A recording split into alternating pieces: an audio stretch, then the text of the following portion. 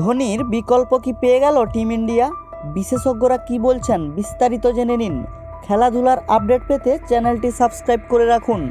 আজকাল ভারতীয় ক্রিকেটে তরুণ ক্রিকেটাররা যেভাবে পারফরমেন্স করছেন তাদের মধ্যে অন্যতম হলেন রিঙ্কু সিং। গত বছর কলকাতা নাইট রাইডার্সের হয়ে গুজরাট টাইটান্সের বিরুদ্ধে 1 ওভারে 5 ছক্কা হাঁকিয়ে বিশ্ব ক্রিকেটে নিজের নামকে প্রতিষ্ঠা করেন। এরপর থেকে আর পেছন ফিরে তাকাতে হয়নি। ভারতীয় দলে ডাক পান রিঙ্কু।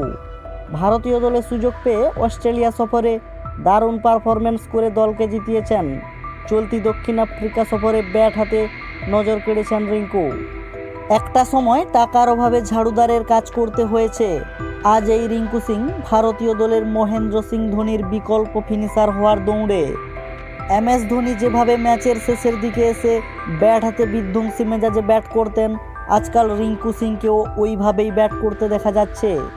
এই মুহূর্তে 184 স্ট্রাইক রেট ফিনিশার হিসাবে বিশ্বের সেরাদের তালিকায় জায়গা পেয়েছেন।